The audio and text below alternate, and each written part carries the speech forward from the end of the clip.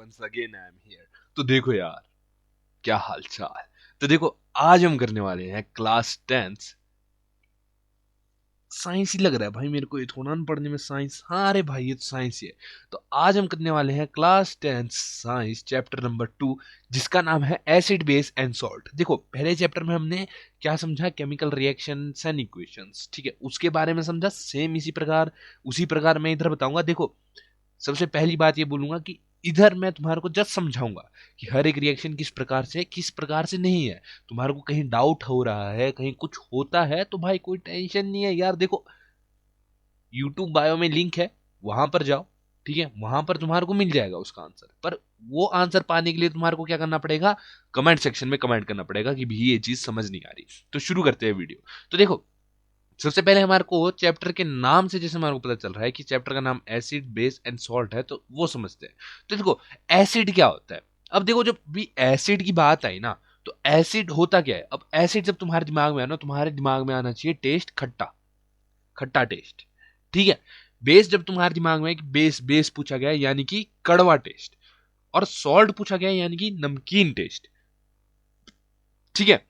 अब acid mainly science की knowledge में क्या होता है कि देखो, एसिड एक ऐसा सब्सटेंस होता है जिसको अगर हम पानी में मिलाते हैं, ठीक है, एक बीकर है, उसमें अगर हम एसिड डालते हैं और उसको टेस्ट करते हैं, तो वो क्या हो जाता है, वो जो है एक खट्टा टेस्ट करता है। और वहीं अगर हम उसमें लिटमस पेपर डालते हैं ब्लू लिटमस डालते हैं, तो वो क्या हो जाता है, रेड हो जाता है। और वहीं एसिड को अगर हम क्या करते हैं, बेस में डाल देते हैं, वो न्यूट्रलाइज कर देता है बेस को। सेम बेस के साथ क्या है हमारे पास, देखो एसिड हमने समझा, बेस हमारे पास क्या है कि बेस ऐसी सब्सटेंस होते हैं जिनको अगर हम पानी में डाल दें और टेस्ट करें तो वो कड़वा टेस्ट करते हैं, ठीक है। और और अगर हम उसमें रेड लिटमस डालें या रेड लिटमस पेपर को डालें, तो वो ब्लू कलर देते हैं। और अगर हम बेस को किस में डालें, अगर हम बेस को डाल देते हैं एसिड में, तो वो एसिड को न्यूट्रलाइज कर देता है, ठीक है। ठीक है, छोटी सी बात है, बहुत छोटी बात है कि एसिड क्या होता है, बेस क्या होता है, सॉल्ट क्या होता है। अब देखो, सॉल्ट एक न्यूट्रल सब्सटेंस है। अब न्यूट्रल सब्सटेंस है, तो देखो यार, इधर भी हमारे पास एक चीज दी गई है, 1 मिनट, इधर भी हमारे को एक चीज बोली गई है कि न्यूट्रलाइज, ठीक है, और यहां पर भी हमारे को बोली गई है न्यूट्रलाइज। यानी कि यहां से एक चीज अगर मैं ध्यान से तुम्हारे को बोलूं ना, तो क्या, कि अगर हम एसिड और बेस को आपस में डालेंगे तो हमारे पास सॉल्ट आएगा। सिंपल, क्या आएगा, सॉल्ट आएगा, ठीक है। इसी के साथ बढ़ते हैं, अब चैप्टर को थोड़ा और आगे करते हैं, ठीक है। नेक्स्ट हमारे पास क्या आता है, अब देखो ना, इस पूरे चैप्टर में एसिड बेस और क्या है हमारे पास, सॉल्ट। अब हमने थोड़े बहुत इनके रिएक्शंस के बारे में जानना है, ठीक है। अब देखो, हमारे पास जब भी एसिड किसी मेटल के साथ रिएक्ट करेगा, एसिड किसी मेटल के साथ जब भी रिएक्ट करेगा तो क्या होगा, ठीक है। एसिड मान लो हमारे पास HCl है, प्लस मेटल हमारे पास Fe है, आयरन है। तो अगर हम HCl और आयरन को आपस में क्या कर दें, आपस में रिएक्ट कर दे, तो हमारे पास आ जाता है क्या, एक आ जाएगा हमारे पास सॉल्ट। अभी सॉल्ट ये मत समझना है कि भाई वो वाला सॉल्ट है जो तुम सब्जी में डालते हो, नहीं। सॉल्ट जो है, सॉल्ट तुम्हारे इलेक्ट्रोलाइट्स होते हैं, ठीक है। तो एक सॉल्ट आ जाता है हमारे पास, ठीक है। प्लस हमारे पास क्या आ गया, हाइड्रोजन गैस। यानी कि जब भी हम एसिड प्लस मेटल करते हैं ना, एसिड को मेटल पे डालें या मेटल को एसिड में डाल दें, ठीक है, तो हमारे पास हमेशा क्या बनता है, हमारे पास हमेशा सॉल्ट आएगा और हाइड्रोजन गैस जो है रिलीज होगी, छोटी सी बात है। नेक्स्ट पे क्या है कि acid with metal carbonate and metal hydrogen carbonates. अब तुम बोलेगा भाई एक कार्बोनेट क्या है। अब देखो, कार्बोनेट मेनली वो है, कोई भी मेटल, ठीक है, कोई भी मेटल, मान लो Fe विद कार्बन, ठीक है, CFE, ठीक है, कोई भी मेटल विद कार्बन, उसको बोला जाएगा कार्बोनेट, मेटल कार्बोनेट। और कोई भी मेटल विद हाइड्रोकार्बन क्या हुआ हमारे पास, जो कार्बन जो किसके साथ जुड़ा हुआ है, हाइड्रोजन के साथ, उन्हें बोला जाता है हाइड्रोकार्बन। यानी कि metal carbonate and metal hydrocarbonate क्या होते हैं हमारे पास, वो यही होते हैं, ठीक है। यानी कि मेटल मान लेते हैं हम, Na रख लेते हैं, सोडियम भी भाई मेटल ही है, ठीक है।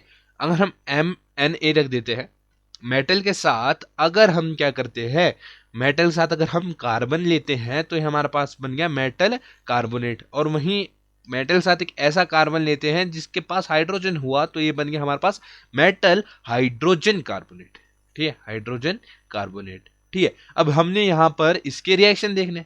अब देखो, जब भी acid acid plus metal carbonate या हाइड्रोजन कार्बोनेट, ठीक है, मेटल कार्बोनेट या फिर हाइड्रोजन कार्बोनेट को हम आपस में प्लस कर देते हैं, या फिर हाइड्रोजन कार्बोनेट, हाइड्रो कार्बोनेट कर देता हूं, कार्बोनेट।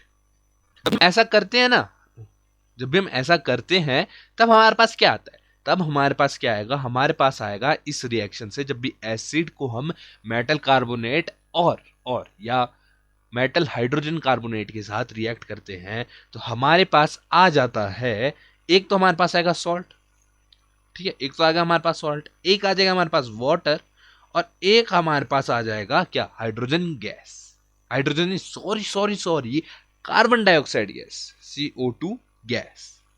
ठीक है, हमारे पास क्या आएगा, जब भी एसिड को हम मेटल कार्बोनेट या मेटल हाइड्रोजन कार्बोनेट के साथ करेंगे, हमारे पास आ जाएगा सॉल्ट आएगा ब्रो, पानी आएगा, और क्या आएगा, कार्बन डाइऑक्साइड आएगी। ठीक है, पिछले में हमारे पास क्या आ रहा था, पिछले में हमारे पास सॉल्ट और हाइड्रोजन गैस आ रही थी, वो किसके साथ था हमारा, वो था हमारा मेटल्स के साथ, सिर्फ मेटल के साथ। ठीक है, but the next we whole acid and base with each other. अब देखो, स्टार्टिंग में जब मैंने पहला तुम्हारे को बताया, तो स्टार्टिंग में तुम्हारे को मैंने एक छोटी सी बात और बताई थी। क्या, स्टार्टिंग में मैंने तुम्हारे को एक छोटी सी बात ये बताई थी कि कि एसिड और बेस आपस में जब भी होंगे, भले तुम एसिड को बेस में डालो या बेस को एसिड में डालो, क्या हो रहा है, दोनों आपस में रिएक्ट कर रहे हैं। ठीक है, यानी कि जब वो दोनों आपस में रिएक्ट कर रहे हैं तो क्या कर देते हैं, एक दूसरे को न्यूट्रलाइज, एक दूसरे को न्यूट्रलाइज। अब हमने एक और डेफिनेशन पढ़ी थी सॉल्ट की। अब सॉल्ट में हमने क्या पढ़ा था, सॉल्ट को हमने क्या पढ़ा था, सॉल्ट एक न्यूट्रल न्यूट्रल सब्सटेंस है। ठीक है, क्या है, सॉल्ट एक न्यूट्रल सब्सटेंस है। तो यहां से यार छोटी सी बात तुम्हारे दिमाग में एकदम से स्ट्राइक हो जानी चाहिए। अगर मैं बेस प्लस एसिड कर देता हूं, क्या कर देता हूं, बेस प्लस एसिड कर देता हूं, तो सिंपल सी बात होनी चाहिए तुम्हारे दिमाग में कि वो हमारे पास सॉल्ट दे देगा, सॉल्ट दे देगा। अब तुम कहोगे वाटर, अब देखो यार, वाटर का सिस्टम ऐसा होता है ना कि हमने वापस डेफिनेशन की ओर बढ़ते हैं। डेफिनेशन में पढ़ा था कि अगर एसिड को हम पानी में डालते हैं और वो खट्टा देता है, ठीक है, यानी कि भाई अब एसिड प्लस बेस जब हम करेंगे तो वो अलग अलग होंगे, और सॉल्ट जो है आपका वैसे भी एक क्रिस्टल फॉर्म में आ जाता है। किस फॉर्म में आ जाता है, क्रिस्टल फॉर्म में आ जाता है। ठीक है, तो सॉल्ट प्लस वाटर, हमारे पास क्या आ गया, base plus acid will give rise to salt plus water, छोटी सी चीज। ठीक है, अब नेक्स्ट हमारे पास क्या है कि एसिड विद मेटल ऑक्साइड। अब तुम कहोगे मेटल ऑक्साइड क्या हुआ, ऐसे मेटल्स जो ऑक्सीजन के साथ है, यानी कि मान लो Na किसके साथ, ऑक्सीजन के साथ, बस मेटल ऑक्साइड वही हुआ। ठीक है, यानी कि अगर हम एसिड्स को मेटल ऑक्साइड के साथ रिएक्ट करते हैं तो क्या होगा, क्या होगा, क्या होगा, क्या होगा। देखो, सबसे पहले अगर तुम छोटी सी बात याद रखो ना, तो जो हमारे मेटल ऑक्साइड होते हैं ना, मेटल ऑक्साइड वो क्या, किस नेचर के होते हैं, मेटल ऑक्साइड हमारे होते हैं, मेटल ऑक्साइड हमारे होते हैं बेस, बेसिक नेचर के होते हैं, बेसिक नेचर। अब सिंपली अगर एसिड प्लस बेस, क्योंकि मेटल ऑक्साइड है यानी बेसिक नेचर है, करेंगे तो क्या आएगा हमारे पास, सॉल्ट प्लस वाटर ही आएगा। अरे 2 लाइन में बता दिया तुम्हारे भाई ने, और क्या चाहिए, 2 लाइन में। ठीक है, मेटल ऑक्साइड किस नेचर के होते हैं, बेसिक नेचर के, बस ये चीज याद रखो तुम। ठीक है, नेक्स्ट हमारे पास non metallic oxide with base. भाई साहब कितना, मतलब कितना वो है ना, सोफोस्टिकेटेड, सोफोस्टिकेटेड मैन, सोफोस्टिकेटेड थिंग है। पर नहीं, क्यों, यहां पर अगर तुम देखो तो जो हमारे पास नॉन मेटल होता है ना, नॉन मेटल वो हमारे पास एसिडिक होता है, और इसमें बोला है विद बेस, यानी कि एसिड विद बेस ही हो गया ना ये। ठीक है, एसिड विद बेस ही हो गया ये, अगर तुम एक थोड़ा सा दिमाग लगाओ तो। क्यों, क्योंकि नॉन मेटेलिक ऑक्साइड हमारे क्या होते हैं, एसिड्स ही होते हैं, मेनली हम उसको एसिड्स ही बोल सकते हैं। ठीक है, विद बेस यानी कि एसिड प्लस बेस हो जाएगा, एसिड प्लस बेस। तो अगर एसिड प्लस बेस हम करते हैं तो वो चीज क्या होती है, वो चीज सिंपल एक ही चीज होती है यार ब्रो, सॉल्ट प्लस वाटर, छोटी सी बात है। ठीक है, छोटी सी, एकदम छोटी सी, नन्ही सी, प्यारी सी, आई कोई परी, रा रा रू, रा रू। वाह क्या बोल रहा हूँ मैं भाई, पता नहीं। नेक्स्ट पे चलते हैं। नेक्स्ट हमारा, अब देखो हमने सब कुछ पढ़ा। हमने ये पढ़ा कि एसिड क्या होता है, हमने ये भी पढ़ा कि बेस क्या होता है, हमने ये भी पढ़ लिया कि सॉल्ट क्या होता है, हमने ये भी देख लिया कि ये सारी चीजें रिएक्ट कैसे करती है। लेकिन हम अब ये देखेंगे कि भाई एसिड और बेस का तो हमारे को पता है कि अलग कैसे है, खट्टा है, एक कड़वा है, एक नीला है, एक लाल है, हम जान गए। लेकिन इन दोनों के बीच कॉमन क्या है? अब इन दोनों के बीच अगर मैं एक छोटी सी कॉमन चीज बताऊं, तो इन दोनों में क्या होता है कि ऑल एसिड, जैसे इसमें लिखा है, all acid and all base share the ability to conduct electricity when dissolve in water. ठीक है, बस सिंपल।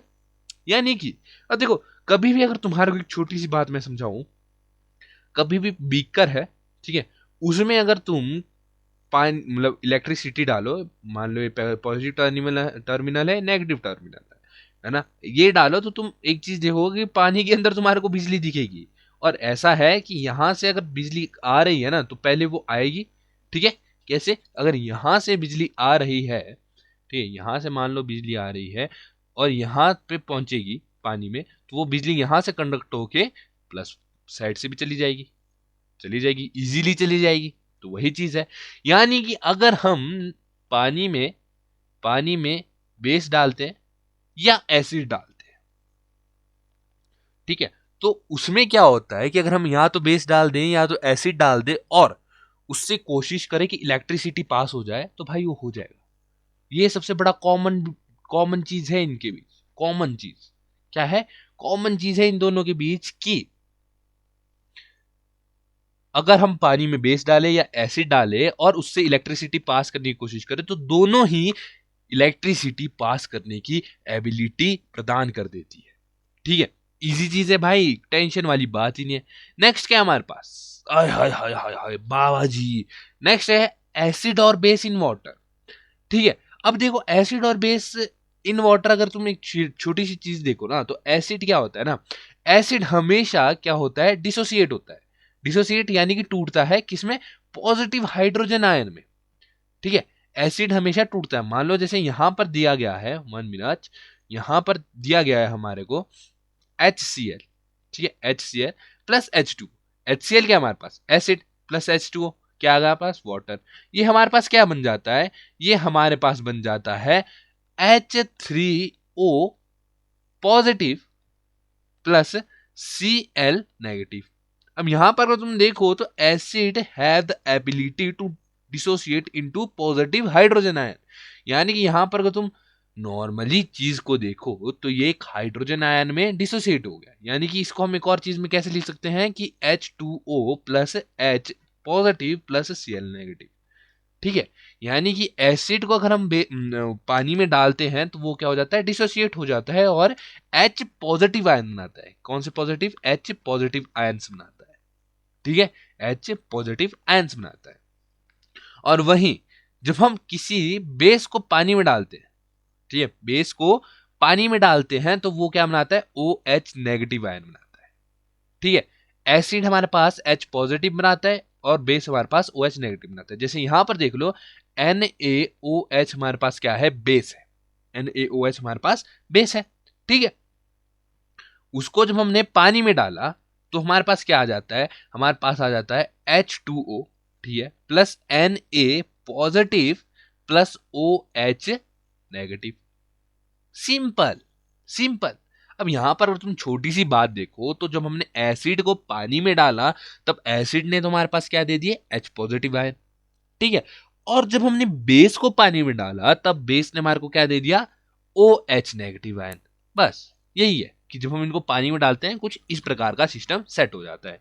अब देखो एक और चीज आती है हमारे पास, strength of acid and base. अब देखो स्ट्रेंथ क्या हुई? स्ट्रेंथ हुई ताकत। अब साइंस में ताकत इन द सेंस ये हुई कि कितना और कितना कम, कितना ज्यादा कितना कम। वही चीज यहां पर हुई, स्ट्रेंथ ऑफ एसिड, कोई चीज कितनी ज्यादा एसिडिक है, और स्ट्रेंथ ऑफ बेसिक यानी कि कोई चीज कितनी ज्यादा बेसिक है, कितनी ज्यादा बेसिसिटी उसके अंदर है। अब वो चीज कैसे चेक हो गई? वो चीज चेक होती है पीएच वैल्यू से। पीएच वैल्यू से, ठीक है। अब देखो, अगर तुम ध्यान से, बिल्कुल एकदम ध्यान से चीज को नोटिस करो, ध्यान दो, तो यहां पर हमारे पास एक टेबल दिया गया है ये। अब तुम सोचोगे ये एसिडिक तो समझ आ रहा है, लेकिन एल्केलाइन क्या है? ठीक है, तो जो बेसिक चीज होती है ना, बेसिक चीज मतलब इन द सेंस जो बेसिक होता है ना, यानी बेस, जैसे एसिड को लिखा हमने एसिडिक, बेस को हम लिखते हैं या तो बेसिक। लेकिन अब बेसिक तो भाई बहुत सारी चीजों में आ गया, तो साइंस में इसको क्या नाम दिया गया? एल्केलाइन। एल्केलाइन यानी कि बेसिक। ठीक है, अब इसमें क्या है कि हम स्ट्रेंथ कैसे पता करें? अब देखो, हमारे पास एक पीएच करके एक चीज होती है, पीएच वैल्यू भी बोलते हैं उसे। अब इसमें क्या होता है ना, हम अगर लिटमस पेपर देखें, क्या देखें? Litmus paper. लिटमस पेपर को अगर हम ध्यान से देखें तो लिटमस पेपर हमेशा किस कलर का होता है? येलो। येलो, विदाउट यूज्ड वो येलो कलर का होता है। अब येलो कौन सा कलर है? 7। अब 7 जो है हमेशा पीएच वैल्यू के लिए एक न्यूट्रल होता है। 7 जो है हमेशा न्यूट्रल होता है, और मेनली ब्लड और सॉरी, ब्लड नहीं, सॉरी, हमारा जो पानी है उसका मेनली 7 के आसपास ही पीएच होता है। ठीक है, अब यहां पर अगर हम देखें तो एसिडिक क्या हो रहा है कि 7 से कम जितनी भी वैल्यूज है वो सारी एसिडिक है, और बेसिक यानी एल्कलाइन 7 से ऊपर जितनी भी वैल्यूज है और एल्कलाइन है। यानी इधर से हम ये बोल सकते हैं कि 7 से नीचे जितनी वैल्यूज आई वो एसिडिक हो गई, और 7 से ऊपर जितनी वैल्यू है वो एल्केलाइन है। अब इतनी चीज तो समझ आ गई, लेकिन यहां पर तो स्ट्रेंथ की बात की थी, स्ट्रेंथ तो पता ही नहीं चली। अब देखो, जितनी कम पीएच वैल्यू होगी, ठीक है, जितनी कम पीएच वैल्यू होगी उतनी ज्यादा एसिडिक। ठीक है, कम पीएच यानी कि ज्यादा एसिडिक, और जितनी ज्यादा पीएच होगी, ज्यादा पीएच होगी उतनी ज्यादा एल्कलाइन। बस भाई, हो गया सिस्टम। और क्या सेट करना था? यही तो था, यही तो चीज थी भाई। यार 2 मिनट के काम है, तुम्हारे को समझने में पता नहीं कितना टाइम लग जाएगा, लेकिन समझने वाली बात ही नहीं है इसमें। अगर तुम ध्यान से देख रहे होंगे तो, मेरे को नहीं लगता तुम उतने ध्यान से देखते हो। ठीक है, नेक्स्ट पे चलते हैं। अब देखो, ये तो रही ऊपर नीचे की बात। अब हम ना पीएच के एक डे टू डे लाइफ में चीज का, मैं तुम्हारे को एक चीज बताता हूँ कि देखो, pH sensitivity of plants and animal. ठीक है, अब देखो ना, अगर मैं तुम्हारे को सिंपल बोलूँ तो देखो, पीएच जो है एक ना बहुत, किसे बोलूँ, बहुत इंपॉर्टेंट चीज है ह्यूमन लाइफ में। ठीक है, अगर पीएच बिगड़ा तो कैंसर तक हो सकता है। ठीक है, पीएच बिगड़ता है अगर किसी का तो कैंसर तक हो सकता है। पीएच अगर बिगड़ा हुआ है तो जो जमीन है वो उपजाऊ नहीं होगी। ठीक है, तो वही चीज है कि जो हमारा पीएच ऑफ सॉइल है वो मेनली ऑप्टिमल ग्रोथ, यानी कि अच्छे ग्रोथ के लिए कितना होना चाहिए? 6.5 टू 7.0। यानी थोड़ा सा एसिडिक हो चलता है, लेकिन बेसिक नहीं होना चाहिए। बहुत ज्यादा एसिडिक हो वो भी नहीं होगा, लेकिन बेसिक नहीं होना चाहिए, ज्यादा बेसिक नहीं होना चाहिए।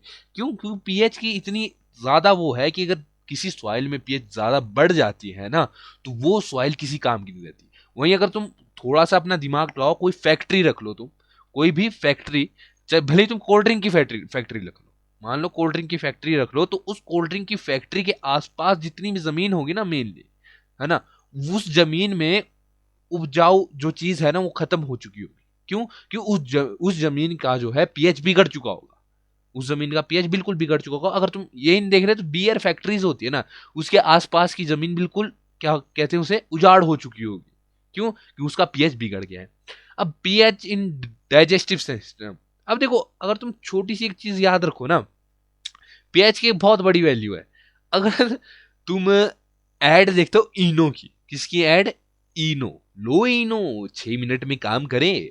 ठीक है, अगर तुम इनो की एड देखते हो तो इनो की एड में एक वर्ड होता है हमारे पास, एसिडिटी। एसिडिटी। ठीक है, तो बस वो एसिडिटी क्या होता है?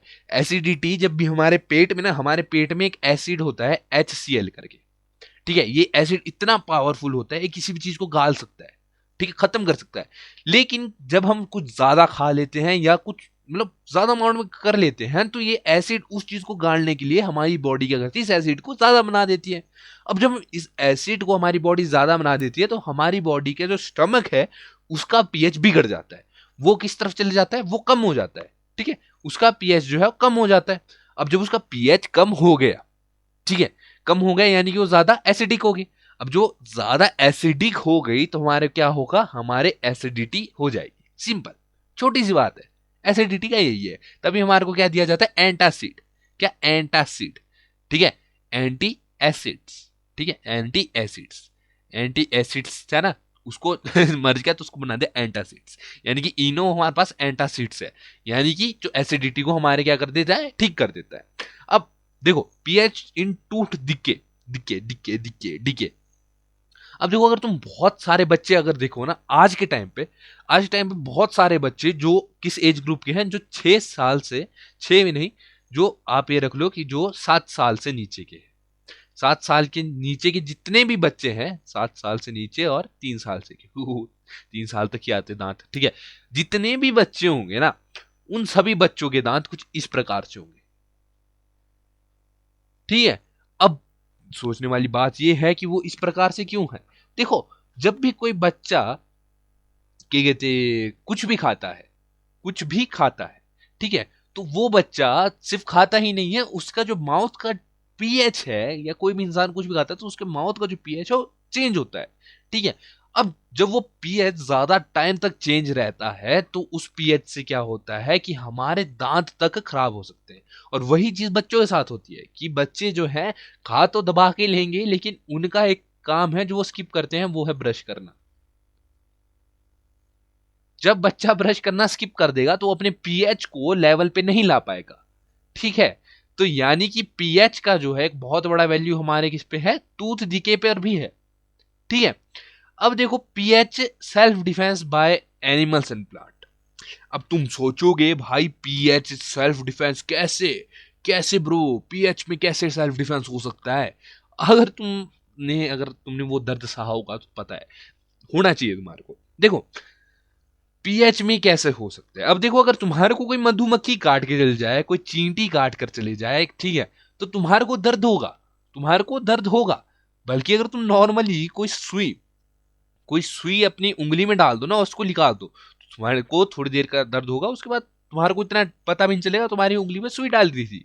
लेकिन चींटी और मधुमक्खी तो होती ही छोटी सी है, उन्होंने जब काट दिया तो भाई हाथ तो सूज ही जाता है। वो कैसे हो गया भाई, वो चीज भी पीएच की वजह से होती है, वो चीज भी पीएच की वजह से ही होती है। अगर पीएच वैल्यू नहीं होती ना तो चींटी भला ही कितना भी काट लेती, मधुमक्खियां भले ही कितना भी काट लेती, हमारे को बस एक सुई चुभने वाली पेन होती है, और उसके बाद हमारे को पता भी नहीं चलता कि कोई जानवर हमारे को काट के चलेगा। अब ये चीज हमारे लिए तो एक दुविधा है, लेकिन उन प्राणियों के लिए, उन चींटी और उन मधुमक्खियों के लिए वो एक सेल्फ डिफेंस है, वो एक सेल्फ डिफेंस है। तो यानी कि pH as a self defence भी काम आता है जानवरों का। भाई हमारे तो भाई हमारे पास तो दिमाग ही इतना है कि हम क्या क्या नहीं बनाया इंसानों ने, ठीक है। बढ़ते हैं नेक्स्ट की ओर। नेक्स्ट हमारे पास क्या दिया गया है, नेक्स्ट अपने पास है, सॉरी सॉरी 1 मिनट 1 मिनट, हमने अभी पढ़ा है पीएच, ठीक है। नेक्स्ट हमारे पास आ जाता है या washing soda, sorry sorry washing soda नहीं, गलत गलत स्लाइड खोल दी। नेक्स्ट हमारे पास आता है सॉल्ट। मैन सॉल्ट यार, सॉल्ट कैसे, देखो अब सॉल्ट मेनली होता क्या है, जो हमारे घर पे होता है ना सॉल्ट, वो सफेद सा, वो होता है NaCl, वो होता है ये वाला सॉल्ट। लेकिन सॉल्ट मेनली इलेक्ट्रोलाइट्स होते हैं, ठीक है। अब देखो अगर तुम ध्यान लगाओ तो सॉल्ट को, जैसे मैंने बोला था, वो क्रिस्टल फॉर्म में होते हैं, ठीक है। यानी अगर कोई लिक्विड है जिसको हम बोले कि भाई ये सॉल्ट है, तो वो सॉल्ट तो है लेकिन प्योर नहीं है। प्योर इन द सेंस कि अभी उसको हम पूरा सॉल्ट नहीं बोल सकते, वो एक सब्सटेंस है, ठीक है। जैसे ही हम उसको उबालेंगे, उसका सारा लिक्विड इवेपोरेट करेंगे, तो जो हमारे पास एंड में लेफ्ट ओवर चीज होगी उसे बोला जाएगा सॉल्ट। अब सॉल्ट क्या है, सॉल्ट है हमारा कॉम्बिनेशन किसका, anion of acid and cation on base. अब तुम कहोगे भाई एनायन क्या है, कैटायन क्या है। अरे देखो यार, एनायन क्या होते हैं, एनायन वो होते हैं जिनमें क्या होता है, नेगेटिव चार्ज होता है, और कैटायन वो होते हैं जिनमें पॉजिटिव चार्ज होता है। जैसे कि मान लो यहां पर देखते हैं NaCl। NaCl क्या है, Na पॉजिटिव Cl नेगेटिव।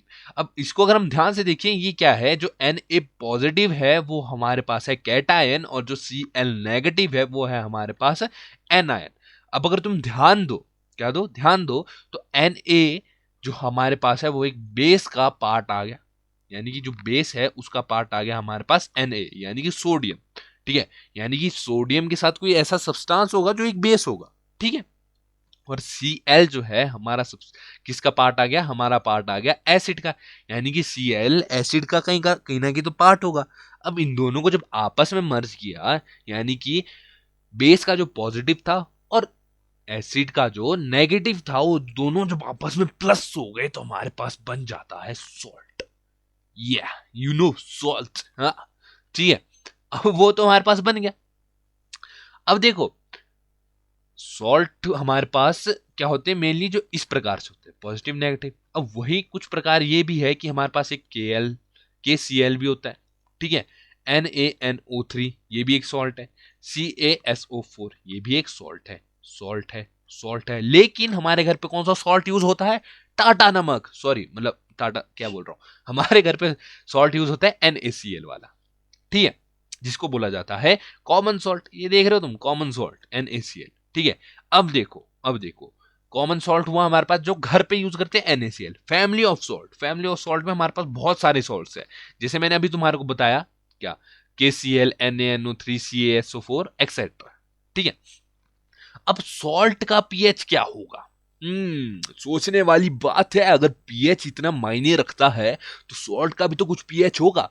लेकिन अगर तुम दिमाग लगाओगे तो स्टार्टिंग में मैंने तुम्हारे को यह बताया था कि सॉल्ट एक न्यूट्रल है, यानी कि उसका जो पीएच है वो 7 के आसपास ही घूमेगा, ठीक है। यानी कि pH of strong acid and strong base, यानी अगर एसिड और बेस दोनों स्ट्रॉन्ग है, यानी कि अगर कोई एसिड है जिसकी वैल्यू 0 है और कोई बेस ऐसा है जिसकी वैल्यू 15 है, ठीक है, उन दोनों को जब हम आपस में क्या करेंगे, आपस में रिएक्ट करवाएंगे तो जो हमारे पास सॉल्ट बनेगा वो किस पीएच का बनेगा? 7 का। और वही हमारे पास अगर वीक एसिड है और हाई यानी स्ट्रॉन्ग सॉल्ट है, वीक एसिड है और स्ट्रॉन्ग बेस है, सॉरी स्ट्रॉन्ग बेस है, वीक एसिड स्ट्रॉन्ग बेस, तो हमारा जो पीएच है वो 7 से ऊपर जाएगा। सेम है कि अगर स्ट्रॉन्ग एसिड है, क्या है, स्ट्रॉन्ग एसिड है और वीक बेस है तो जो हमारा सॉल्ट का पीएच है वो कितना जाएगा? वो जाएगा 7 से नीचे। सिंपल, ठीक है। यानी कि पीएच जो है सॉल्ट का किस चीज पे डिपेंड करता है? वो इस चीज पे डिपेंड करता है कि कौन सा एसिड और कौन सा बेस आपस में रिएक्ट हुआ है, ठीक है। बढ़ते हैं नेक्स्ट पे। नेक्स्ट है हमारे पास chemicals from salt. Man, chemicals from salt, देख रहे हो भाई, स्टाइल देख रहे हो भाई का। चलो, केमिकल फ्रॉम सॉल्ट। देखो हमारे पास सॉल्ट से कुछ केमिकल आते हैं। सॉल्ट जब मैं बोल रहा हूं ना, तुम घर वाला नमक मत समझो। सॉल्ट जस्ट एक समझो क्रिस्टल टाइप, जस्ट, ठीक है। तो सॉल्ट से क्या होता है, एक तो हमारे पास आ जाता है सोडियम हाइड्रोक्साइड, और क्या बोलते हैं उसे हम, उसे एक और चीज बोलते हैं हम, कास्टिक सोडा। तुमने नाम तो सुना ही होगा, ठीक है। एक हमारे पास एक और चीज आती है बेकिंग सोडा, ये भी नाम सुना होगा, ठीक है। मैं इतना बोलता हूँ, अगर कोई लड़की ये वीडियो देख रही है भाई, उसने ना बेकिंग सोडा लेकर के ओरियो वाले केक बनाने की जरूर कोशिश की होगी, ठीक है। एक आगे हमारे पास वॉशिंग सोडा, जो कि किसके काम आता है? वो आता है काम अपने, बस यार, धोने धाने का काम। एक आता है ब्लीचिंग पाउडर किसके काम आता है? ब्लीचिंग पाउडर काम आता है हमारा व्हाइटनेस के, किसके? व्हाइटनेस के। तो हमारे पास क्या क्या पता चल गई? एक तो हमारे पास पता चल गई कि देखो कॉमन सॉल्ट से क्या क्या केमिकल्स बनते हैं। कॉमन सॉल्ट से सोच रहे हो तुम भाई, ठीक है, क्या क्या बनते हैं? एक बनता है हमारे पास कास्टिक सोडा, ठीक है, कास्टिक सोडा। एक हमारे पास बनता है बेकिंग सोडा, एक बनता है वॉशिंग सोडा, और एक बनता है हमारे पास ब्लीचिंग पाउडर। अब तुम इस चीज को स्किप मत करना भाई मेरे, ये 4 चीजें इनको पढ़ लेना, इनमें से कोई ना कोई चीज जरूर आएगी, कहीं ना कहीं तो आएगी, वैसे सबको ही पढ़ लो, ठीक है। अब यहां पर हमारे पास एक प्रिपरेशन दी गई है। किसकी प्रिपरेशन दी है? Sodium hydroxide. तुम सोचोगे भाई जी ये क्या चीज है यार, सोडियम हाइड्रोक्साइड की प्रिपरेशन किस प्रकार से की गई है? तो देखो ये कुछ इस प्रकार से की गई है। अब देखो अगर तुम ध्यान लगाओ तो सोडियम हाइड्रोक्साइड क्या है? सोडियम हाइड्रोक्साइड है अपने पास कास्टिक सोडा, ठीक है। कास्टिक सोडा एक ऐसा प्रोसेस होता है ना, अगर हम सोडियम हाइड्रोक्साइड बनाने की कोशिश कर रहे हैं, जिसका हमारे पास होता है NaOH, इसको बनाने की कोशिश कर रहे हैं, तो हमारे को एक बहुत ज्यादा ध्यान रखना पड़ता है। क्यों? क्योंकि ये एक एक्सोथर्मिक रिएक्शन है। अब तुम ये मत पूछना एक्सोथर्मिक रिएक्शन क्या है, पहले चैप्टर में पढ़ा होगा यार, मेरे से नहीं तो किसी और से पढ़ा होगा यार। नहीं पढ़ा तो मैं बता देता हूँ, एक्सोथर्मिक रिएक्शन वो होते हैं जिसमें हीट जो है छोड़ी जाती है, यानी कि बहुत ज्यादा हीट छोड़ते हैं जो रिएक्शन, उनको बोला जाता है एक्सोथर्मिक रिएक्शन, ठीक है। तो इसको जो है कॉशन में किया जाता है, caution in the sense precaution लेके किया जाता है, ध्यान से किया जाता है, क्योंकि अगर इसको ध्यान से नहीं करे जो हमारा सोल्यूशन है उबल तक सकता है, समझ रहे हो तुम, उबल तक सकता है, ठीक है। अब प्रिपरेशन में अगर तुम देखो तो यहां पर हमारे को क्या दिया है, इलेक्ट्रोलिसिस ब्राइन, ठीक है। इलेक्ट्रोलिसिस क्या हुआ तुम्हारा भाई, इलेक्ट्रोलिसिस होता है, देखो इलेक्ट्रोलिसिस अगर तुम यहाँ पर ध्यान दो तो एक तरफ हमारे पास एक रॉड है जो कि है पॉजिटिव चार्ज की और एक रॉड है जो कि है नेगेटिव चार्ज की, ठीक है। ओके, एनोड में जो है, जब हम एनोड, अब तुम सोचोगे भाई जी एनोड क्या हुआ कैथोड क्या हुआ यार, समझ नहीं आता। तो जो हमारा एनोड होता है ना, वो पॉजिटिव साइड होती है एनोड और नेगेटिव साइड होती है कैथोड, बस सिंपल, ठीक है। हाँ, सिंपल एकदम। अब यहां पर क्या होता है ना कि हमारे पास एक तो देखो, जो हमारी एनोड वाली साइड है ना, एनोड, एनोड ही आई है, जो हमारी एनोड वाली साइड है उधर छोड़ा जाता है NaCl, ठीक है, उसमें डाला जाता है NaCl, NaCl हो गया यानी कि नमक, कॉमन सॉल्ट, ठीक है। फिर हमारे पास क्या किया जाता है, दूसरी साइड से हमारे पास जो हमारा कैथोड वाला साइड है उधर हमारे पास क्या छोड़ा जाता है, वाटर, यानी कि उधर से डाला जाता है वाटर, ठीक है। अब तुम कहोगे भाई ठीक है यार, एक तरफ कैथोड एक तरफ एनोड क्या ही हो जाएगा। अब तुम्हारे को मैं एक चीज याद दिलाऊं कि जब भी हम किसको, नमक को पानी में डालते हैं तो नमक क्या हो जाता है, डिसोसिएट हो जाता है, यानी कि एक पॉजिटिव आयन आ जाएगा एक नेगेटिव आयन आ जाएगा। अब देखो पॉजिटिव और नेगेटिव है तो ये चार्ज ही, ठीक है, यानी कि जो नेगेटिव आयन होंगे वो किसकी तरफ आकर्षक होंगे, वो आकर्षक हो जाएंगे पॉजिटिव रॉड की तरफ, यानी कि एनोड की तरफ। और जो हमारे पास नेगेटिव पॉजिटिव आयन होंगे वो किसके पास आकर्षक हो जाएंगे, वो चले जाएंगे अट्रैक्ट होंगे, वो किसके साथ, वो अट्रैक्ट हो जाएंगे कैथोड के पास, किसके पास, कैथोड के पास वो अट्रैक्ट हो जाएंगे, ठीक है। अब जब ऐसा होगा तो जो हमारे पॉजिटिव है वो तो आगे हमारे पास एनोड के पास, वो तो आगे सॉरी, जो पॉजिटिव है वो आगे हमारे पास कैथोड के पास, ठीक है, कैथोड के पास आगे हमारे पास पॉजिटिव, और जो नेगेटिव है वो हमारे पास आगे एनोड के पास। क्यों, क्योंकि अगर तुमने एक लॉ पढ़ा होगा तो positive and negative attract each other, positive and negative attract each other. अब इधर से क्या हुआ कि हमारे पास क्या हो गया कि देखो अगर तुम पानी देखो तो पानी क्या होता है हमारे पास, H2O, ठीक है, पानी होता है अपने पास H2O, ठीक है। यानी कि अगर जब मैं NaCl इसमें डाल रहा हूं तो Na क्या होगा, Na हमारे पास पॉजिटिव में होगा और H2O जब करता है तो H हमारे पास पॉजिटिव आ जाता है और OH हमारे पास नेगेटिव आ जाता है, यानी कि ये वाला पार्ट और ये वाला पार्ट आपस में क्या हो जाएगा, एड ऑन हो जाएगा, जो कि हमारे को बना के दे देगा NaOH। या सिंपल मैन, कैस्टिक सोडा बना कर दे देगा, किससे चीज से किया हमने, इलेक्ट्रोलिसिस से, ठीक है। बढ़ते हैं नेक्स्ट की ओर, नेक्स्ट है अपने पास ब्लीचिंग पाउडर, ठीक है। अब ना मैं इनके यूजेस बताता हूँ और फॉर्मुलास बताता हूँ। अब मैंने एक और चीज की है कि इनमें से बीच बीच कोई कोई फॉर्मूला जो है वो डिसबैलेंस है, उनको अगर तुमने पहला चैप्टर की वीडियो देखी होगी तो बैलेंस करके दिखा दो, मान जाऊंगा, ठीक है। तो ब्लीचिंग पाउडर क्या है अपने पास, ठीक है।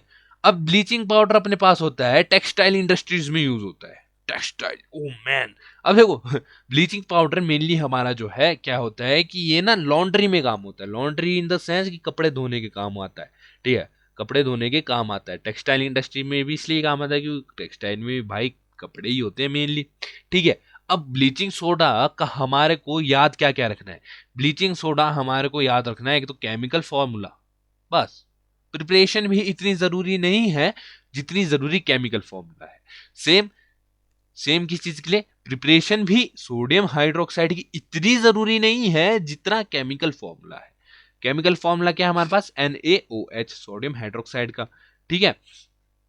ब्लीचिंग पाउडर का हमारे पास केमिकल फॉर्मूला क्या है, केमिकल फॉर्मूला जो होता है हमारे पास ब्लीचिंग पाउडर का होता है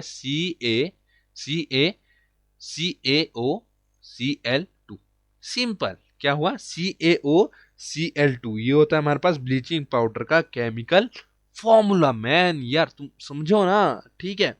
अब uses of bleaching powder, uses क्या होते हैं वही बताया, लॉन्ड्री में काम आते हैं मेनली, यानी कि कपड़े वगैरह साफ सूफ करने में, ठीक है। बाकी मैं तुम्हारे को उतना डिटेल में नहीं बता रहा हूँ, उतना डिटेल इन द सेंस कि एकदम डीप में नहीं जा रहा हूँ, क्योंकि अगर एकदम डीप में जाऊं तो सिर्फ ब्लीचिंग पाउडर को समझाते समझाते 1 आवर तक की वीडियो बन सकती है, ठीक है। तो एकदम डीप में नहीं जाऊंगा, क्लास 10th के हिसाब से समझाऊंगा, ठीक है। अब यूजेस तो हमारे को पता है भाई, हाँ लॉन्ड्री वगैरह में काम आती है, लेकिन प्रिपरेशन अगर हम देखें तो प्रिपरेशन क्या होती है, प्रिपरेशन हमारे पास होता है CaOH, ठीक है, ये हमारे पास हुआ CaOH।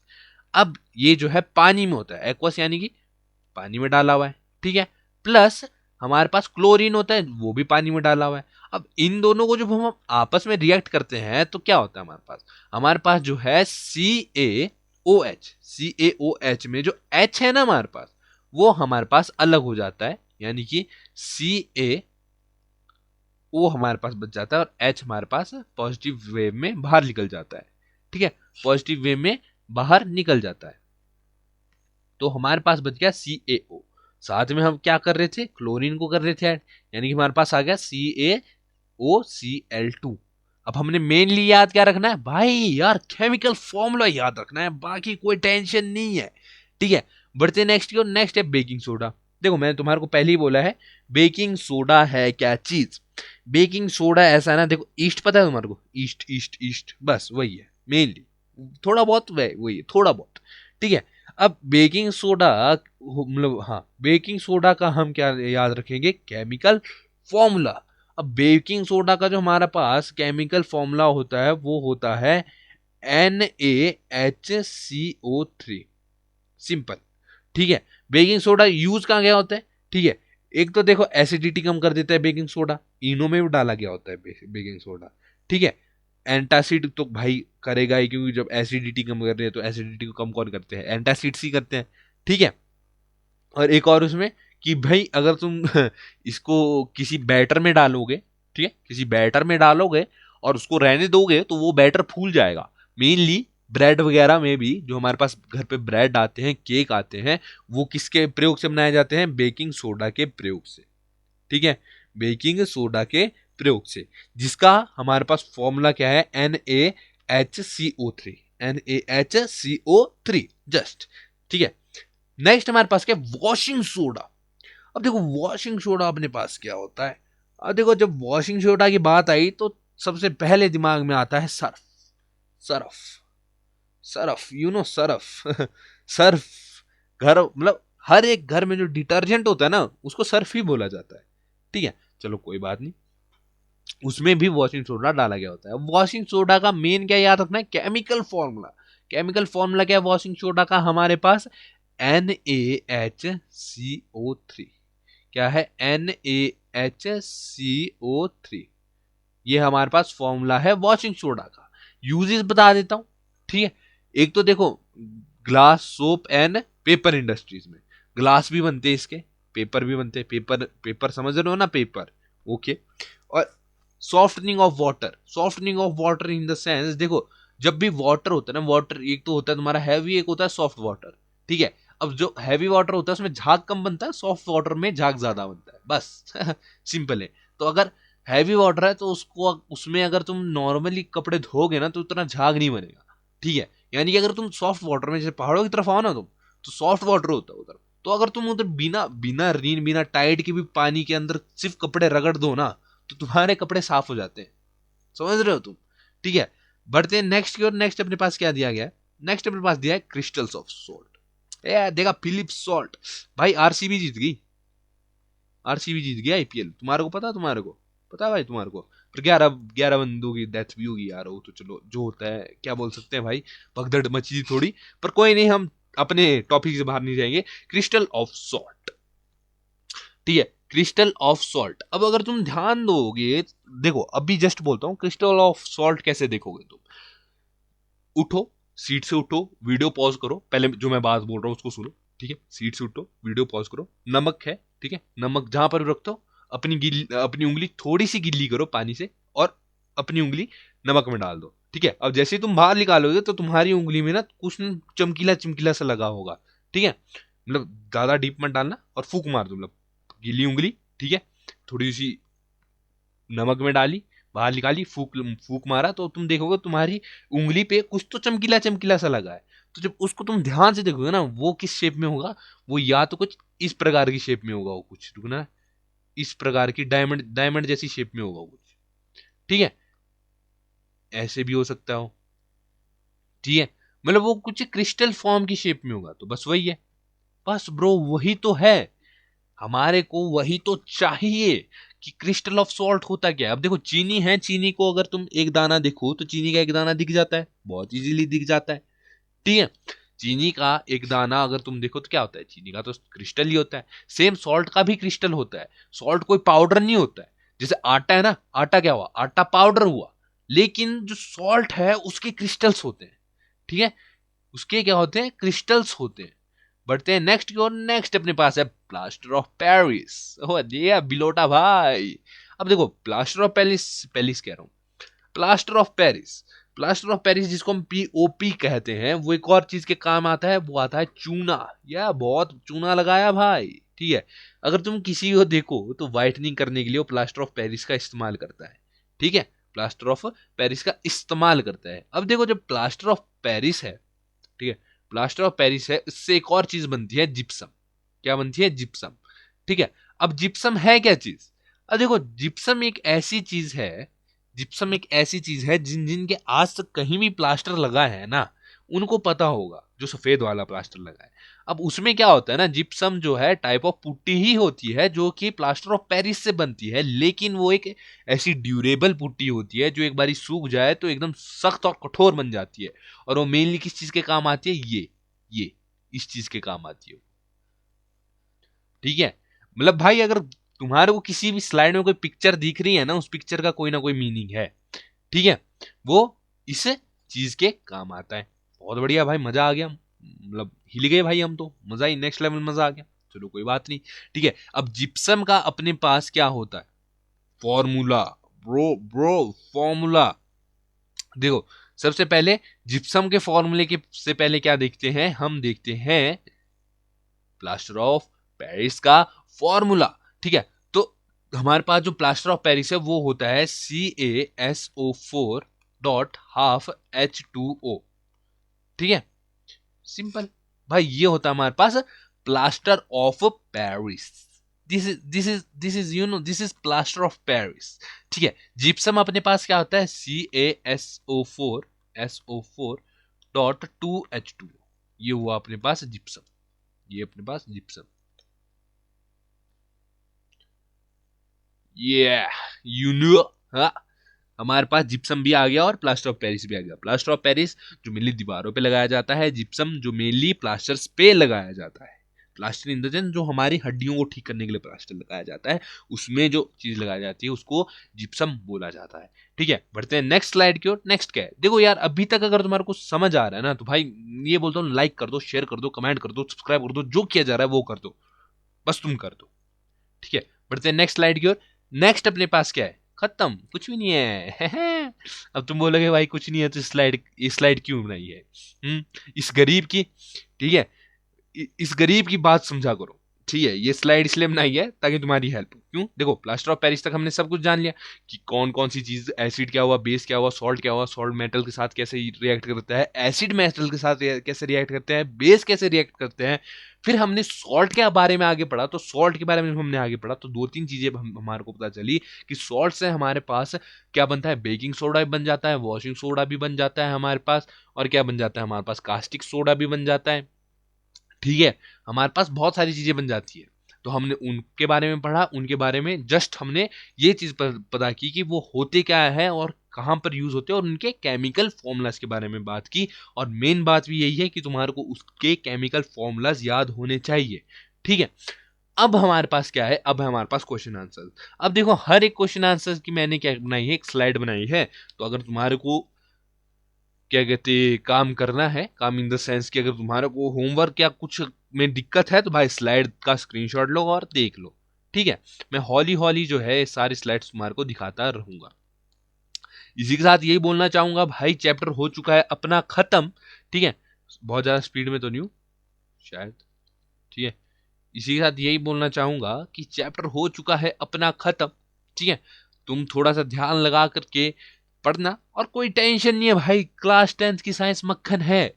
ठीक है, कहीं भी कोई भी छोटा सा भी डाउट है ना, छोटा सा भी डाउट है तो भाई तुम कमेंट में लिख दो और व्हाट्सएप चैनल ज्वाइन कर दो भाई, तुम्हारा डाउट भी क्लियर हो जाएगा। और दूसरी बात ये कि अगर तुम्हारे को इस चैप्टर में किसी क्वेश्चन में कोई डाउट है, ठीक है, तो जैसे मैंने स्लाइड की ना ऊपर नीचे, तुम बस उस पॉइंट पे क्या कर दो, पॉज कर दो और तुम देख लो कि आंसर कहाँ है, कैसे है, क्यों है, किधर है, किस लिए है। या भाई क्या रैप गाऊंगा मैं, है ना। तो इसी के साथ आज हमारा चैप्टर नंबर 2 भी हो चुका है खत्म, जो कि था एसिड बेस एंड सॉल्ट्स। ठीक है, इसी के साथ मिलते हैं नेक्स्ट वीडियो में, जहां पर हम पढ़ेंगे चैप्टर नंबर 3। बहुत मजा आएगा। ठीक है, इसी प्रकार से मिलेंगे भाई। देखो यार, मिलूंगा मैं जरूर तुम्हारे को, टेंशन वाली बात नहीं है। ठीक है, इसी के साथ कमेंट में लिख दो जय माता दी।